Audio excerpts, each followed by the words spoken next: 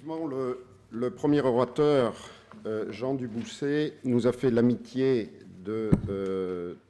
d'accepter d'ouvrir cette conférence, bien qu'il ne soit pas roboticien. Et c'est quelque chose qui l'inquiétait beaucoup lorsque je l'ai sollicité pour ouvrir ce colloque, qu'il nous a fait l'amitié d'accepter. Alors, pourquoi nous l'avons sollicité, bien qu'il ne soit pas un roboticien? C'est parce qu'il a une très très belle expérience des rapports entre l'ingénierie et la santé. Jean Dubussé est chirurgien orthopédiste, pédiatre, professeur émérite des universités, de l'université René Descartes. Il est membre titulaire de l'Académie nationale de médecine et de l'Académie de chirurgie. Il est également membre du conseil scientifique de la Fondation Cotterell de l'Institut de France et membre du conseil scientifique du laboratoire biomécanique de l'ENSAM ParisTech. Il a reçu le prix mondial de chirurgie avec Cotterell pour ses travaux sur la correction 3D du rachis, le prix de l'Académie des sciences pour ses travaux sur les tumeurs malignes de l'enfant et le prix Maurice Müller pour ses travaux concernant le rachis. Professeur Jean Dubussé, encore merci. C'est à vous. Donc sur cette très belle thématique, patient, clinicien et ingénieur indissociables. Bonjour, mesdames et messieurs. Et le premier mot que je veux dire est bien entendu de remercier Jean-Paul Laumont pour l'honneur qu'il me fait de parler dans cette enceinte prestigieuse du Collège de France. Alors maintenant... Voilà.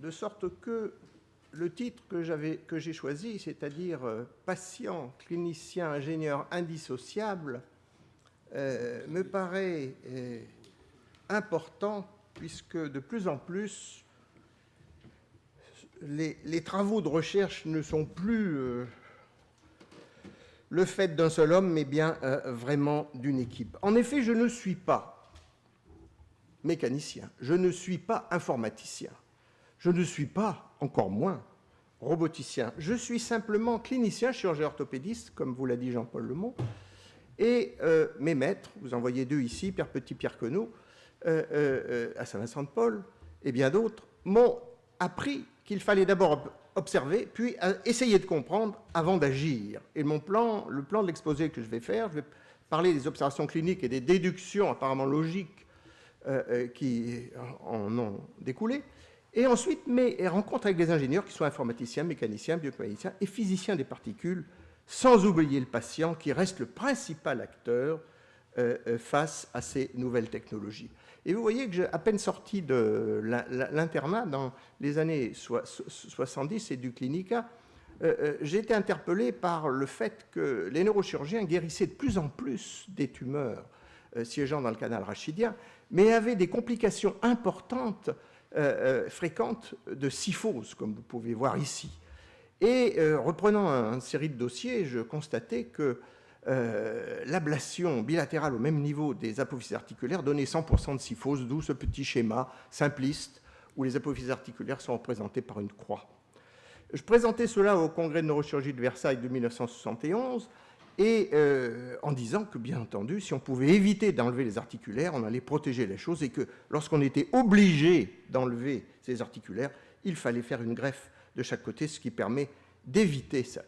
Et ce n'est que plus tard, lorsque j'ai pris conscience de l'importance du travail avec les ingénieurs, que j'ai poussé un de mes internes, qui s'appelle Henri Robert, à travailler avec un ingénieur qui s'appelait Bertoluzzi, et à faire une expérimentation in vitro de spécimens de rachis d'enfants ou de nouveau-nés. Et vous voyez qu'on prenait un spécimen, on mettait une aiguille dans le disque, et on allait enlever les éléments postérieurs, vous voyez ici le ligament interépineux en arrière entre les deux apophyses épineuses, et en mesurant au fur et à mesure l'ablation de ces éléments de l'arc postérieur, on voit comment en A, le spécimen normal, quand on commence à enlever le simple ligament interépineux en B, on commence à avoir le risque de déformation, et plus on en enlève, plus la déformation devient importante.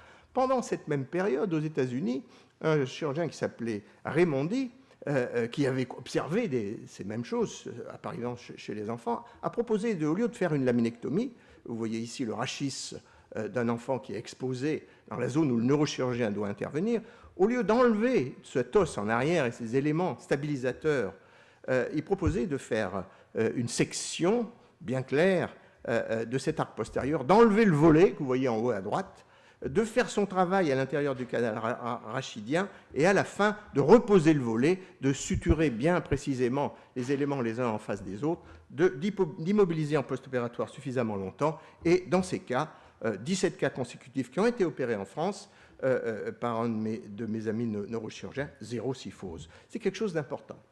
Alors, il faut bien se rappeler qu'avant l'ère de la radiographie,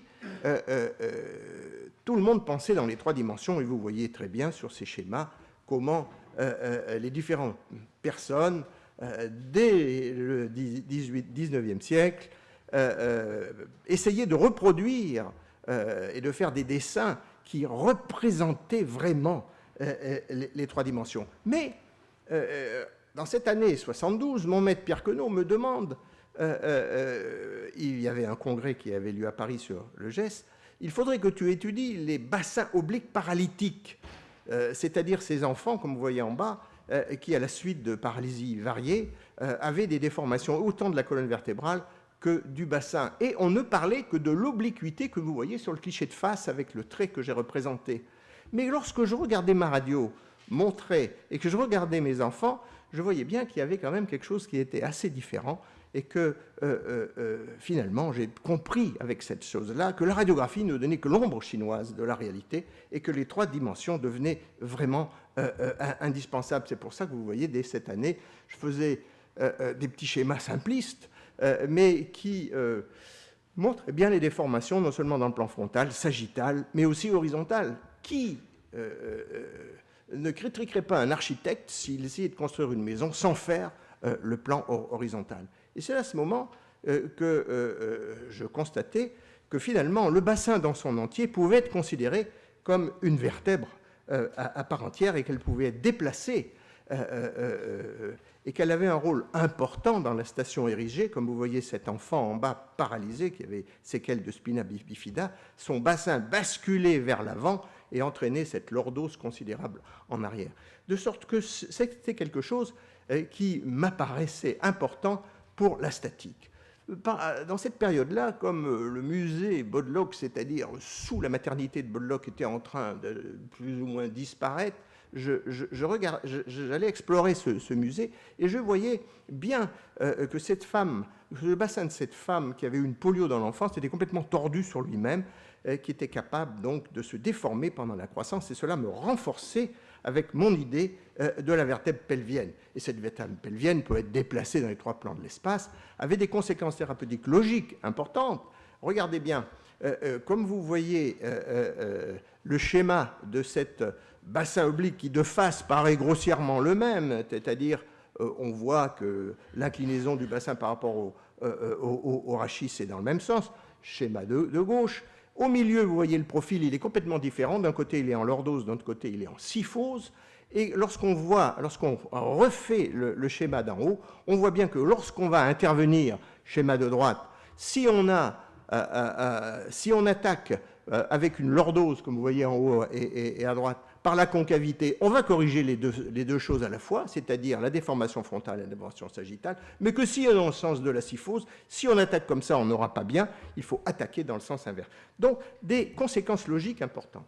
Et puis, dans cette même période, vous voyez que ce concept de la vertèbre céphalique est venu de lui-même. Il suffisait que j'observe ce petit enfant qui avait eu cette laminectomie étendu au niveau du rachis cervical et qui avait déformé, puisque vous voyez le schéma au moment de la laminectomie à gauche où il est encore droit, et quelques années plus tard où il avait fait une espèce de col de cygne formidable. Pourquoi? Parce qu'il cherchait à garder le regard horizontal et que donc cette tête entière, pour moi, était le synonyme d'une vertèbre. Et cela est devenu encore plus évident lorsque cet enfant, qui était porteuse d'une myopathie congénitale et qui, vous voyez, tient sa tête avant que je lui redresse la colonne vertébrale avec sa main gauche, et qu'une fois qu'elle est redressée, la tête tient tout seul.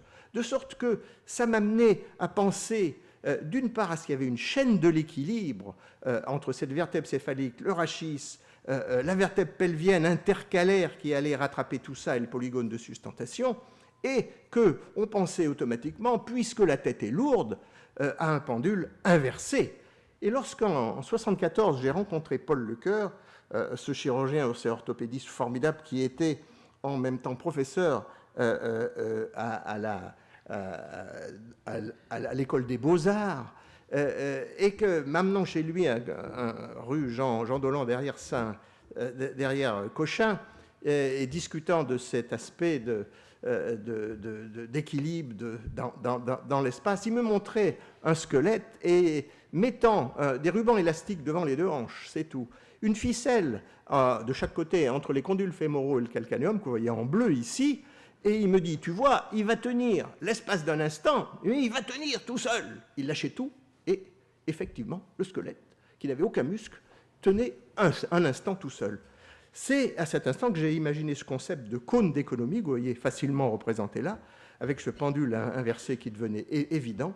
Et lorsqu'on est dans le petit cône qui est représenté, on n'a pas besoin de beaucoup de muscles pour tenir, on tient quasiment tout seul. Mais que lorsqu'on se déborde de cela, à ce moment-là, les muscles se mettent à travailler, à fatiguer, etc. De sorte que ce point était important. Une observation aussi dans cette année 73, qui a été très fructueuse pour ma compréhension du rachis, on voyait qu'il y avait des déformations dans la neurofibromatose, NF1, que vous voyez ici, là. Vous voyez un enfant qui avait 9 ans, presque pas de déformation, puis à 11 ans, la déformation est devenue formidable. Et lorsque j'ai commencé à essayer d'étudier ce qui se passait dans l'espace, vous voyez mes petits schémas, avant bien entendu le scanner et tout cela, et les constatations opératoires que vous voyez au milieu, on avait appelé ça, avec Madame Duval, une dislocation rotatoire. Mais le mot dislocation n'était pas juste parce qu'en opérant, j'avais bien vu qu'il n'y avait pas de dislocation entre deux vertèbres, mais c'était une déformation dans l'espace d'une grande syphose qui se trouvait entre deux lordoses. Et bien entendu, la reconstruction 3D par scan, beaucoup d'années après, 1994, a bien montré que cette déformation, on aurait mieux fait de l'appeler siphon. Ça avait une conséquence pratique importante parce que, quel que soit l'âge, si on avait des enfants qui présentaient cette déformation avec des troubles neurologiques, il suffisait de tirer progressivement dessus, comme vous voyez ici, pour voir la déformation se corriger progressivement et les signes neurologiques disparaître, et permettant de faire une arthrodèse, comme vous voyez en bas et à droite, dans des bonnes conditions, sans avoir à tripoter la moelle épinière et à toucher le canal rachidien. Le 3D pour la scoliose, avant l'ère des ordinateurs, avait déjà été beaucoup compris par un certain nombre de personnes, comme vous voyez ici, Shaw, c'est bien longtemps, Somerville et Rowe en Angleterre, et plus près de nous en France, Pierre Stagnara avait déjà établi ce plan d'élection, c'est-à-dire qu'en faisant tourner la déformation, on pouvait avoir le plan de déformation maxima et le plan de déformation minima. René Perdriol, dans les années 79, avait essayé de mesurer cette rotation et avait déterminé son torsiomètre. Et alors, 77, c'est ma première rencontre avec un ingénieur en informatique infographiste, grâce à Henri Graff, qui était un interne de Strasbourg et qui venait tous les mardis à ma consultation, et où on discutait justement de ces trois dimensions. Dans le train, un jour, venant de Strasbourg, il voit qu'au centre Pompidou, il y a un infographiste qui s'appelait Jérôme Equet, ingénieur, et qui était capable de chercher des nouvelles formes pour les artistes. Et on va le voir avec deux radios de face et de profil d'une colonne vertébrale, et on lui demande si on ne peut pas essayer de faire une reconstruction dans l'espace de cette chose-là. Et vous voyez qu'on est arrivé d'abord en son linéaire, puis de surface, puis volumétrique, avec cette représentation dans l'espace de la colonne vertébrale déformée et l'importance de cette vue d'en haut. Alors, je présentais cela, vous voyez, en Amérique en 80, au congrès très connu de la Scoliosis Research Society, mais là, en montrant ces représentations pour avoir un pronostic dans les déformations des petits-enfants qui ont des scolioses, certaines, comme les malignes que vous voyez ici, avec une rotation apicale qui est très très marquée, ne peuvent pas se corriger quoi qu'on fasse, mais qu'on avait une certaine forme où certaines permettaient de dire on va pouvoir la corriger, et un certain nombre se corriger progressivement. À la fin de mon exposé, aucun chirurgien ne vient me voir, un seul vient me voir, Schultz, qui était un ingénieur, qui essayait de représenter la colonne vertébrale mathématiquement. Et il m'a dit, votre affaire m'intéresse. Mais les chirurgiens, niet. Ils n'avaient rien compris à cette affaire-là. Bref, une autre observation intéressante venait renforcer mon idée 3D pour le rachis. C'était ce petit enfant que j'avais opéré, vous voyez, avec un aspect de profil qui, à l'âge de 6 ans, parce qu'il avait sa scoliose, je voulais essayer de l'empêcher d'évoluer, il ne supportait pas les corsets, donc j'essaye de le bloquer. Je le bloque en arrière, mais je m'aperçois qu'en vieillissant, il se redéforme.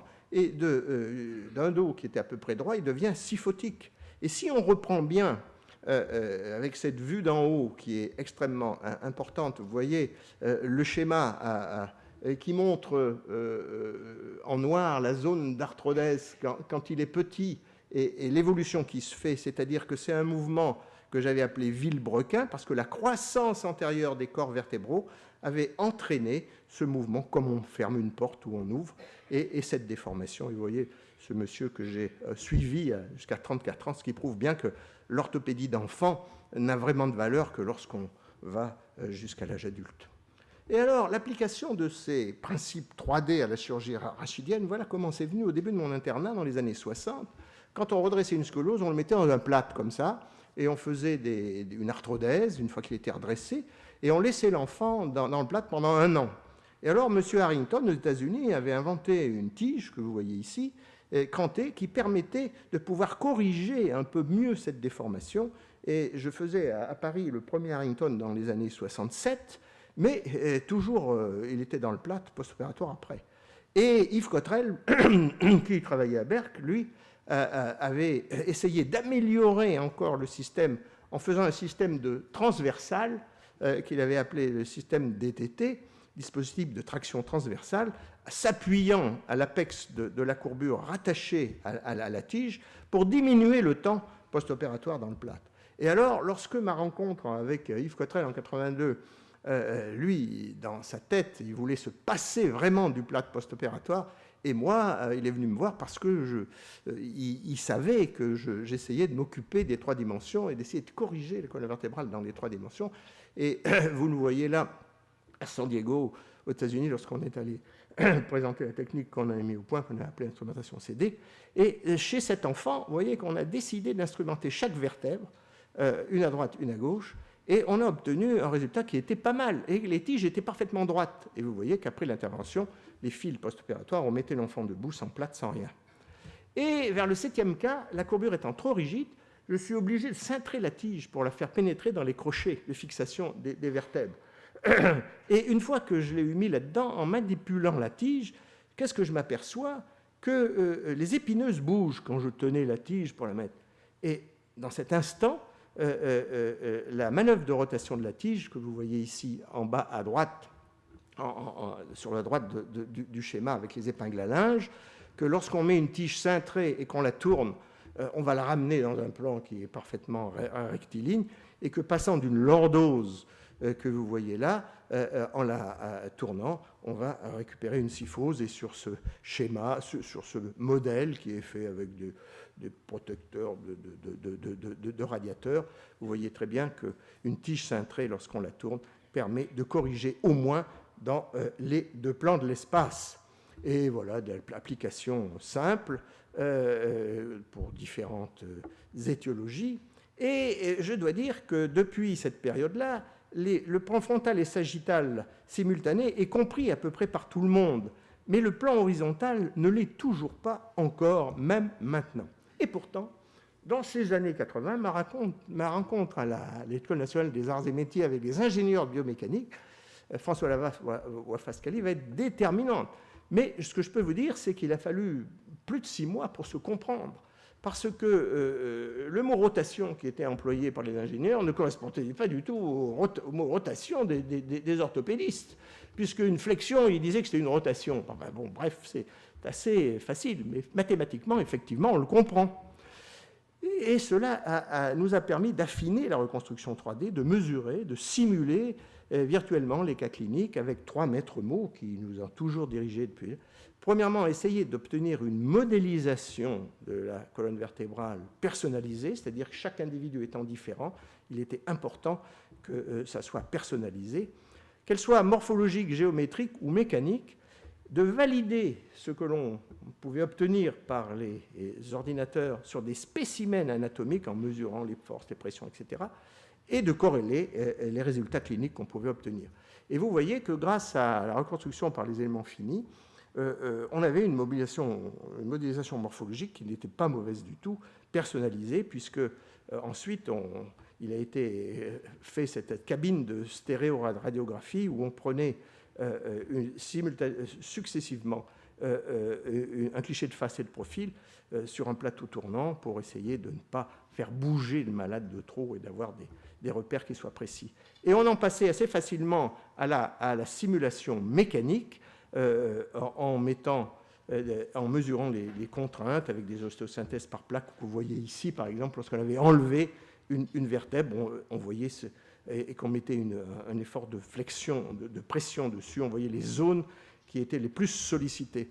Cela permettait de confirmer, de mesurer les erreurs que l'on avait observées dans le traitement des patients. Et vous voyez très bien, sur cette simulation mécanique au milieu, que lorsqu'on a laissé ce vide et qu'on met une pression, les forces maximum d'arrachement vont se trouver à la partie haute, à la partie basse. Cela correspondait exactement à ce qu'on voyait en clinique et que les leçons étaient que, bien entendu, il fallait essayer de tenir un peu plus fort ces vis pédiculaires, mais aussi, surtout, de remplir le vide antérieur pour éviter que ces pressions ne deviennent.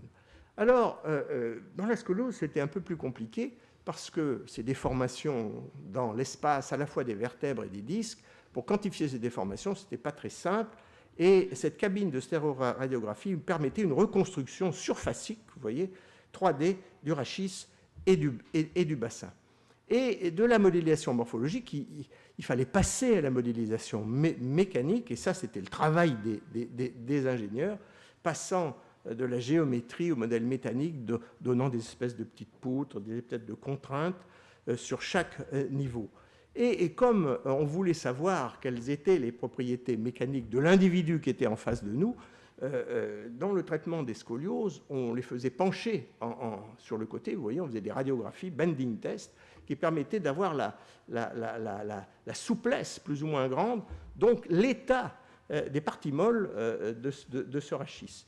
Et il est certain que ces reconstructions et ces modélisations nous permettaient, vous voyez les noms de tous ces ingénieurs en bas, que je ne manquerai pas de citer, parce qu'ils sont quand même à la base de ces travaux. Et on pouvait simuler la correction que l'on faisait avec l'instrumentation CD. Vous voyez la traction sur la table, vous voyez la mise en place de la première tige qui rapproche un peu le rachis, et quand on fait la manœuvre de rotation, on voit ce qui se passe en arrière. De sorte que Virginie Lafache, qui était une ingénieure de l'ENSAM, qui travaille maintenant aux États-Unis, mais qui est une vraie Française solide, je vous le permets, je vous le certifie, nous a permis de faire des stratégies alternatives de fixation. Et vous voyez que simplement en changeant le niveau de l'appui supérieur T4 au niveau de T5, qu'est-ce qu'on obtenait? On obtenait un déséquilibre qui se passait aussi bien dans la partie lombaire basse qu'un déséquilibre sagittal qui était en arrière. Cela était important.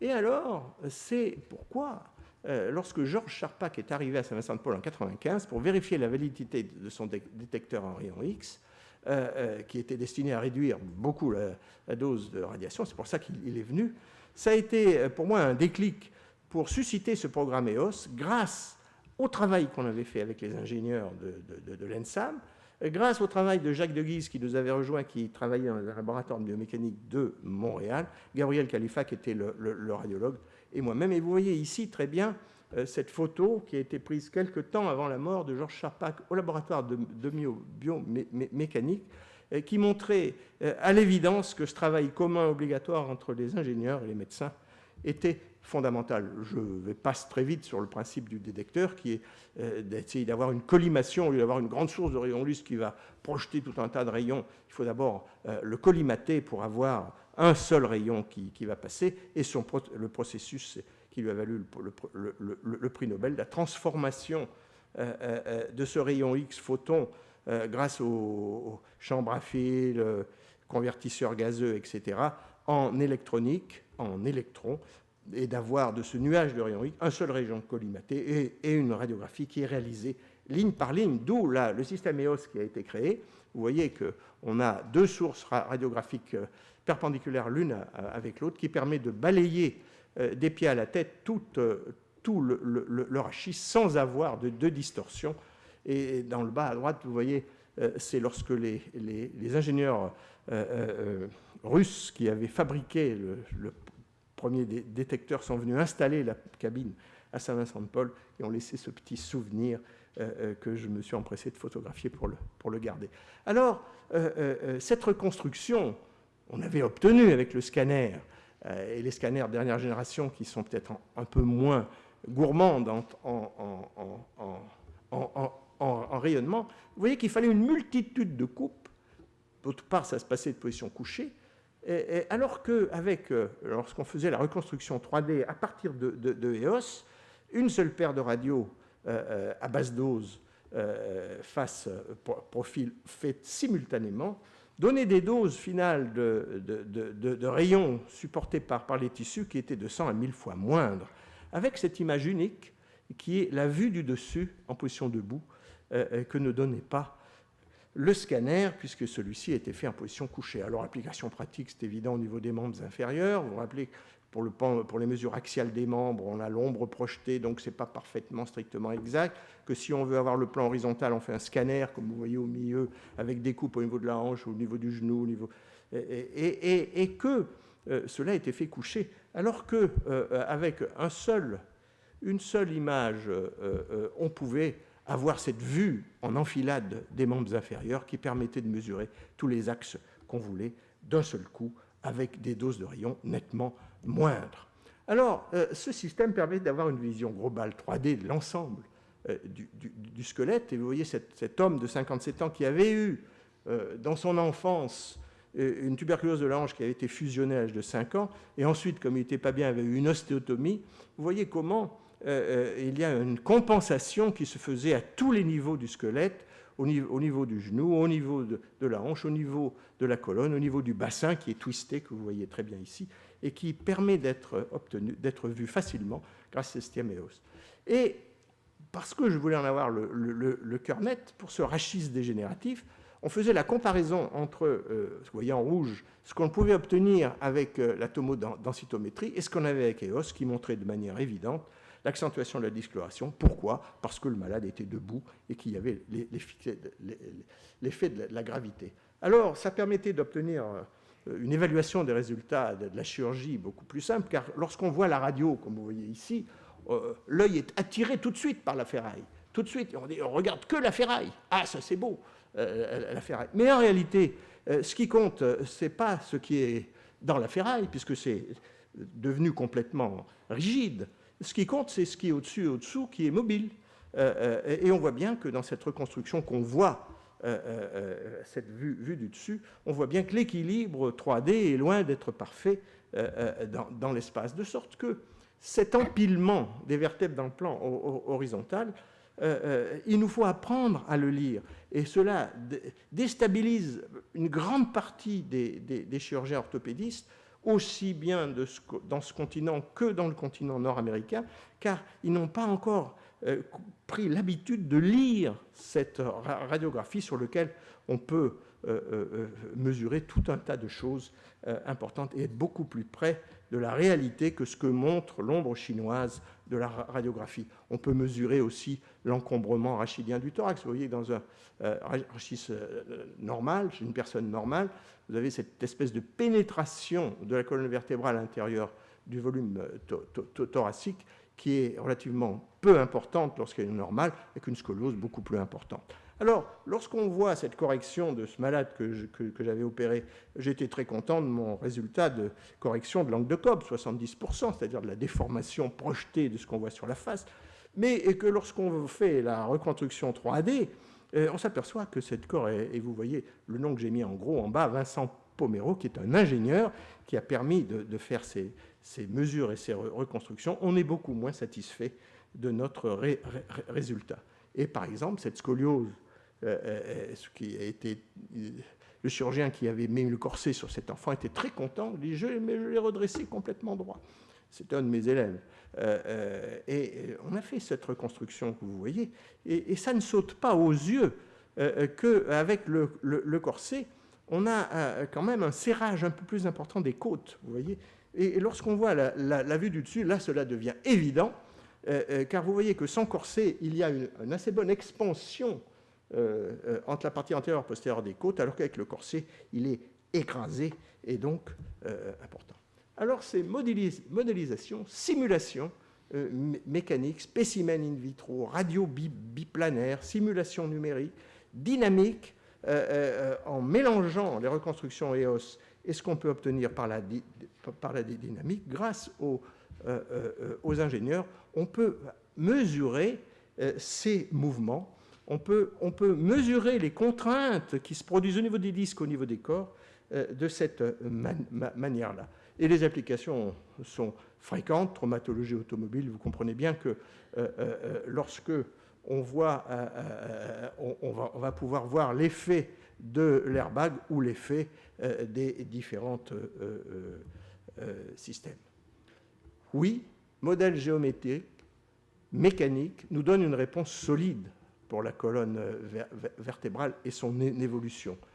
Et en effet, si on mesure ce qui se passe dans le plan horizontal, le travail qui a été fait par Johan Lafont, qui est aussi un ingénieur des arts et métiers, a bien montré que quand il n'y a pas cette rotation axiale intervertébrale, on peut mettre une compression sur la colonne vertébrale, rien ne va se passer, la scoliose ne va pas s'aggraver. Mais une des applications de ces recherches font que lorsqu'on veut voir une scoliose qui est petite et puis qui ensuite va s'aggraver un peu ou s'aggraver beaucoup, on fait des radios successives comme ça. Mais on peut aussi voir que le phénomène essentiel, c'est un phénomène de torsion dans l'espace. Alors, la question est-ce que si on prend une petite courbure et qu'on voit ce phénomène apparaître, on peut faire un pronostic de ce qui va se passer? Oui, on peut faire ce pronostic au premier examen d'une scoliose à tout petit angle, en mesurant ces différents facteurs, qui sont tous dans le plan horizontal. On peut établir un index de sévérité, et au premier examen, si avec cet examen EOS peu irradiant, si on peut dire, si cet index se trouve dans la zone en dessous de 0,4, il ne sera pas évolutif. S'il est au-dessous de 0,6, il sera toujours évolutif. Alors, bien sûr, modélisation avant l'ère des ordinateurs, lorsqu'on voulait faire une ostéotomie vertébrale, on prenait un fantôme, comme vous voyez ici, Paolo Mangione de Bordeaux qui m'a passé ce diapo. On coupait la radio et on inclinait comme on voulait en disant voilà, on va obtenir quelque chose comme ça. Maintenant, avec l'ère des ordinateurs, on reconstruit dans l'espace. Vous voyez ce monsieur avec cette bascule du bassin assez forte vers l'avant. On va pouvoir planifier l'ostéotomie rachidienne en préopératoire, calculer le niveau auquel on va faire la coupe supérieure et inférieure, voir une simulation de ce qui va se passer dans l'ordinateur après l'ostéotomie, vous voyez en bas, et ensuite faire un contrôle post-opératoire avec ce qu'il était en état pré, ce qu'il était en état simulé et ce qu'il était en réalité après l'intervention pour avoir une mesure beaucoup plus précise. Mais tout ça, on peut considérer que c'est du statique et qu'en fait, si vous m'observez, on bouge tout le temps. En position debout, on est toujours en train de bouger, de sorte qu'il est important de pouvoir associer des mesures de mobilité grâce à des repères cutanés que vous voyez ici, qu'on est parfaitement capable de mesurer dans l'espace de manière très précise. On peut mesurer aussi la plateforme de force en mettant ces plateformes de force sous les pieds du patient et voir de quel côté il y a plus ou moins de pression. Et il faut combiner la morphologie donnée par les reconstructions 3D EOS et ce que l'on a dans l'espace. Et un exemple pratique, on a pris 30 scolioses thoraciques qui étaient opérées, donc fixées de D5 à L2, c'est-à-dire la partie moyenne du thorax, 30 sujets contrôle qui n'étaient pas scoliotiques, et vous voyez qu'en mesurant les mouvements qui se passent au niveau du rachis et du bassin en bleu, rachis en vert, vous voyez que les scolioses vont en préopératoire, ont beaucoup au niveau du rachis, peu au niveau du bassin, et que petit à petit, de plus en plus, le bassin vient compenser l'enraidissement qu'on a donné au niveau de la colonne vertébrale. Cette compensation, adaptation par le bassin est importante et elle va même s'étendre jusqu'à modifier la structure même du bassin, ce qu'on avait appelé l'angle d'incidence, mais là c'est peut-être un peu trop précis. C'est cette évolution d'équilibre sagittal qui est le plus invalidant pour ce cône d'économie qu'on retrouve. Vous voyez, le cône d'économie initial, on le retrouve maintenant, en particulier pour voir ce qui se passe chez l'adulte vieillissant. Et on s'aperçoit que le début de rétroversion de cette vertèbre pelvienne, qui est bien démontré ici, est le démarrage de l'effondrement rachidien. De sorte qu'on peut se servir d'une espèce de cône d'équilibre, comme ce que j'ai appelé comme ça, pour essayer d'apprécier l'évolution clinique du vieillissement rachidien dans le temps. Et pourquoi j'ai fait la forme d'un cône, c'est pour rappeler que c'est dans les 3 dimensions, se rappeler qu'on est dans une espèce de cône d'équilibre. Et effectivement, si on peut mesurer l'amplitude dans une direction quelconque, par exemple alpha 2, c'est la flexion, vous voyez qu'avec le temps, la flexion va persister. Mais l'extension, vous voyez qu'elle commence à disparaître petit à petit avec le temps, et que donc à ce moment-là, il n'est peut-être pas besoin d'attendre qu'il soit complètement dépassé, comme vous voyez ici, cet équilibre, et d'intervenir avant que les problèmes cardiaques, respiratoires et autres viennent gêner la chose. Alors, l'association, bien entendu, avec les études IRM, permet des modélisations musculo-squelettiques qui sont pleines d'intérêt pour le futur. On peut mesurer la qualité du muscle, contractile, pas contractile, comme vous voyez ici, et faire une espèce d'analyse quantitative pour avoir une meilleure compréhension de la biomécanique, mais vous comprenez bien que beaucoup de travail reste à faire pour valider toutes ces choses. Une autre application d'EOS qui est assez intéressante, c'est que du fait qu'on peut faire 2 acquisitions simultanées, l'une à basse énergie, 70 kV, et une autre à haute énergie, on va pouvoir avoir une idée de la densité osseuse, cette fameuse DEXA qui est si importante pour mesurer le risque fracturaire chez les personnes âgées. Un dernier petit exemple de ce travail patient clinicien ingénieur indissociable, c'est celle des tumeurs malignes de l'enfant. Et Arnaud Soubeyran, qui est un autre ingénieur,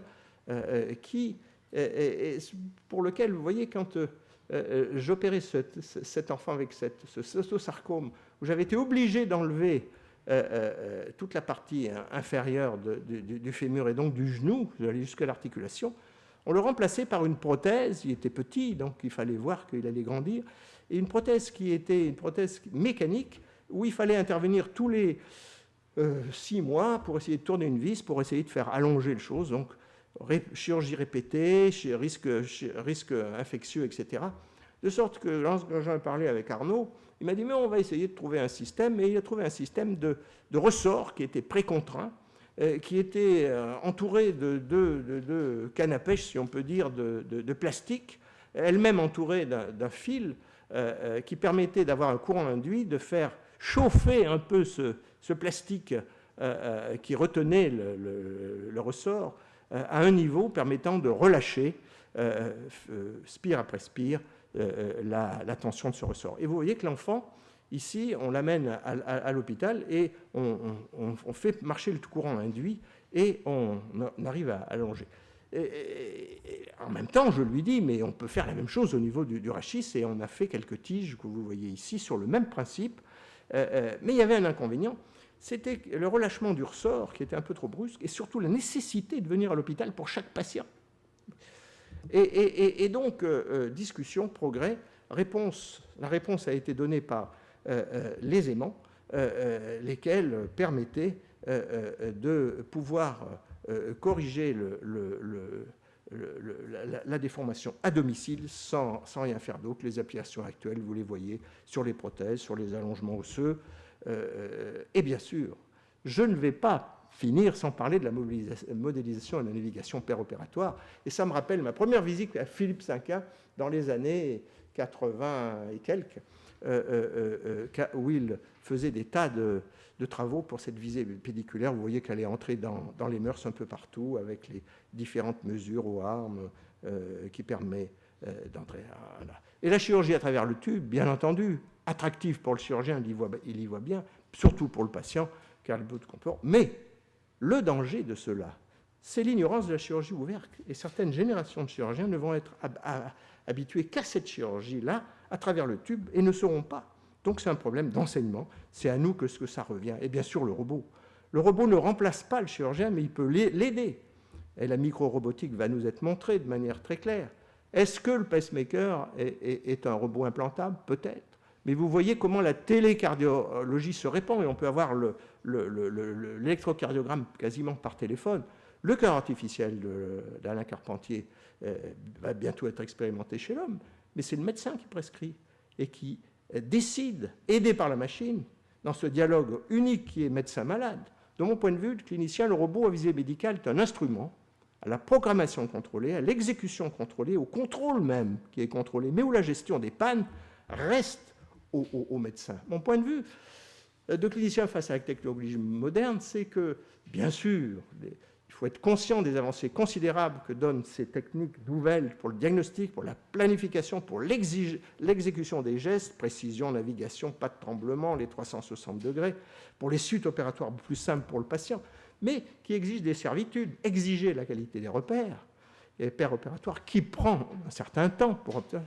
Par exemple, la navigation pour les prothèses totales est après bien obtenue pour le plan frontal sagittal. Pour le plan horizontal, ça reste encore difficile. Et puis, il faut savoir gérer les dangers et savoir faire la conversion. Sans parler de ce qui va être tout à fait important, la robotique pour le handicapé, dont on va entendre parler et qui va être valable pour nous tous, avec notre propre vieillissement, mais des tas de questions qui restent. Pourquoi l'amputé unilatéral n'utilise pas sa prothèse, fût-elle parfaitement sophistiquée? Car il n'a pas la sensibilité. Et la sensibilité lui manque. Le fauteuil roulant qui monte et descend les escaliers, ça commence à venir. Et il y aura toujours des recherches. La recherche est éternelle pour le patient. Oui, c'est un progrès pour lui, mais il peut y avoir des dangers tout aussi considérables. La perte ou la diminution de la relation médecin-malade, cette déshumanisation, est-ce que le patient veut vraiment être traité par une machine? Oui, de temps en temps, il y a certains patients qui demandent d'abord s'il y a un robot dans cet hôpital pour faire traiter leur cancer de la prostate, mais aussi la pertinence des indications chirurgicales des actes médicaux avec les risques, la multiplication des actes. Par exemple, le dosage du PSA après 70 ans, ça n'a plus d'intérêt, ça a été prouvé scientifiquement. Le génomique qui s'étend, on va faire le génome de tous les gens, mais ça va leur introduire une nouvelle pathologie dans la tête parce qu'ils vont dire « Ah, je suis susceptible d'avoir ça ». Ils ne vont plus dormir. Donc vous voyez, tout ça est compliqué. Les excès d'indication, parce que le geste est plus facile à faire, peu risqué, rémunérateur, donc on va pousser les indications.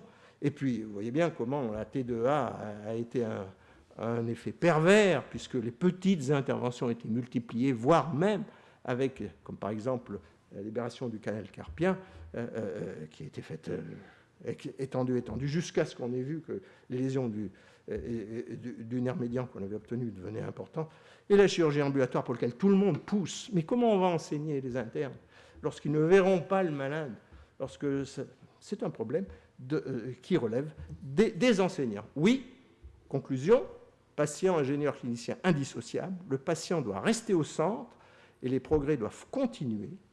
Le clinicien, partant des besoins cliniques, doit suggérer les actes de recherche aux chercheurs, ingénieurs, et les laisser trouver, proposer. Mais c'est lui qui va les appliquer après, c'est lui qui va poser les indications. Ces trois partenaires doivent avoir des relations privilégiées, dans un échange commun, permanent et critique, de confiance réciproque, c'est ce que j'ai été de faire pendant toute ma vie, mais dans un sens de personnalisation, car l'individu est unique et non d'uniformisation. Chaque individu est unique, avec la ligne de mire fondamentale, qui est la relation médecin-malade, c'est-à-dire l'humanisme. Oui, mon maître Pierre Queneau disait, et je le répète après lui, les nouveaux horizons sont infinis, et cherchez, et vous trouverez, comme disait Matthieu au chapitre 6. Merci.